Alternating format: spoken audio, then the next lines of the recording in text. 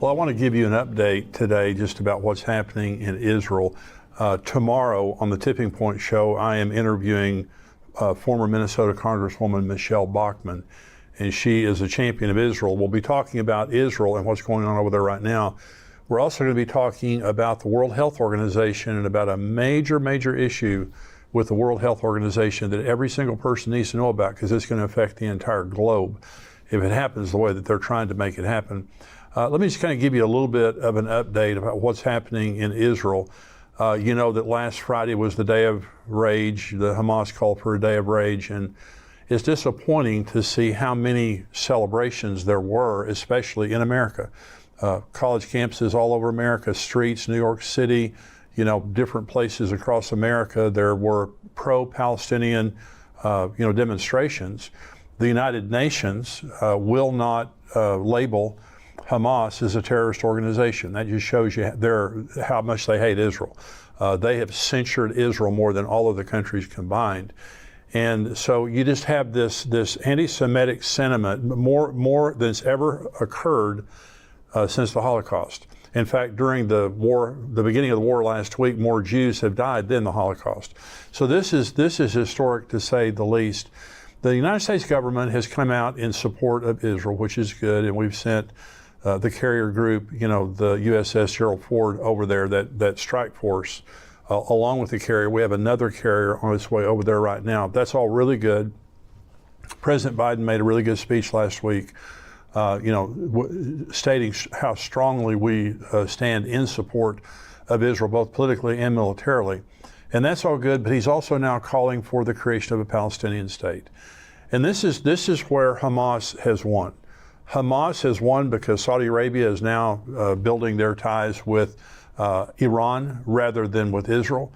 They've put on hold all of their normalization of relations with Israel. They've won in the sense that they have changed the conversation from just a conversation of Palestinian versus Israel or Hamas versus Israel into a conversation where now we're talking about the creation of a Palestinian state. Let me say what that means. And first of all, it means that Israel has to give up East Jerusalem. Now, you look what's happening right now in the West Bank. And remember, they gave the West Bank in 2005 to the Palestinians in a land for peace deal. They were told, if you give us this land, we'll give you peace. That never happened. Hamas has been in control of the Gaza Strip ever since. In their charter, they call for the annihilation of the Jews. Now, how on earth can you be neighbors with someone like that? How on earth could you trust someone like that who doesn't even recognize your right to exist and who wants to annihilate you? So now they want to give the Palestinians East Jerusalem. The Gaza Strip now becomes a nation, a part of a separate nation, Palestine, and the West Bank. Now, when they give up East Jerusalem, 200,000 Jews will lose their homes. Now, where are they going to move? When they give up the West Bank, 400,000 Jews lose their homes. Either that or they live under the government of the Palestinians, however that works. And they have to give up the Golan Heights then to Syria. That would obviously be part of the deal. And so the pressure that's being put on Israel right now from the government of the United States, and this has been President Biden's policy since he took office. He wants a two-state solution. He wants the creation of a Palestinian state. And I just want to remind you now, because I've said this to you before, that God is furious. In Joel chapter 3, God says he's going to come into judgment with the nations of the earth. At the same time he brings back the captives of Judah and Jerusalem, that was 1948. In that same period of time, he's bringing all the nations of the earth down to the valley of Jehoshaphat. That's the valley between the Temple Mount and the Mount of Olives. And he's going to enter into judgment with them there on account of his people, his heritage Israel, whom you've scattered among the nations, and you've divided up my land. So the United States, Bill Koenig, who's been on the show many times, wrote the book Eye to Eye, where he documents, there's 126 different instances where the government of the United States has tried to force Israel to give up land and historic natural disasters that have happened as a result. And so when President Biden is talking about forcing Israel, see, this is Armageddon. Armageddon occurs because the nations of the world, this is Zechariah chapter 12, the nations of the world come against Israel because they will not give up land and they won't give up East Jerusalem. So all the nations of the world are gathered against it. Zechariah 12 goes into detail about that. And so what we're seeing right now is worldwide anti-Semitism. and a call for the creation of a Palestinian state. Now, President Netanyahu, or Prime Minister Netanyahu, is a brilliant man. I'm so glad that he is in office while all of this is going on, because he's a very strong man. He has stated repeatedly that Jerusalem is the eternal, indivisible capital of Israel. They're not going to give up Jerusalem, and they're going to be pressured to do so. And at this point, the United States is part of the pressure. I'm so glad that we're standing with Israel militarily. I'm glad for the statement of support that President Biden made. This is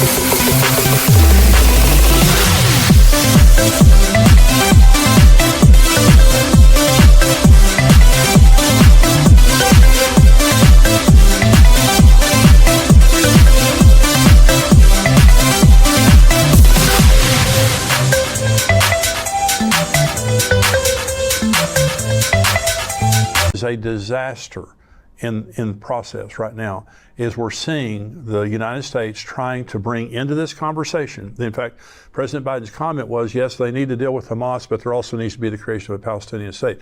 This is where Hamas has won. They have now created this conversation where the poor Palestinians, they're being oppressed. The occupier Israel, they're on their land, and so on and so forth. And Dr. Mark Hitchcock did a brilliant job last week of just talking about the history of the nation of Israel, and where all this land and where all the argument came from. And when you go back to the Six-Day War of 1967, before Israel regained, the Sinai and East Jerusalem and the West Bank and Gaza and all those places, they were being constantly attacked. In other words, when they had already given up that land, they were being constantly attacked by the Palestinians and the Arabs.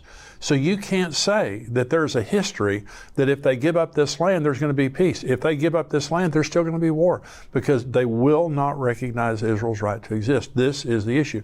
And so this, endtimes.com, the Tipping Point Show, everything we do is to help you have an understanding of world events based on prophecy. Iran is making all kinds of rhetorical statements against Israel, trying to provoke them. They're also saying right now that they're going to make a preemptive strike through their proxies to Israel, that Israel better be ready for a strike, from Lebanon, from Syria, from the West Bank, from wherever it might come. And so you've heard me say before, and I'll say it again, the day that Israel strikes Iran is coming. I don't know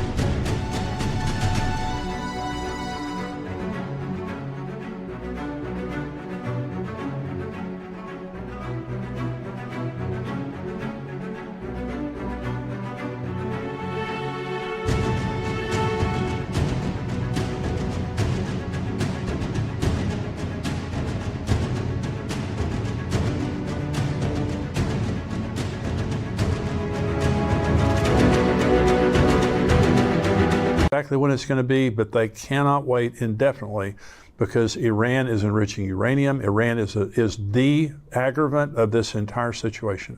And so at some point in time, they're going to strike Iran, and when that happens, all heaven will break loose. And that's what the Bible says. That's Jeremiah 49 prophecy, Psalm 83, Ezekiel 38, 39, talking about coming wars and coming situations. It's a powder keg right now. And so I have this interview coming up tomorrow with Michelle Bachmann. She is very, very knowledgeable concerning Israel. We're going to talk about the World Health Organization, but I just wanted to give you a little bit of update today.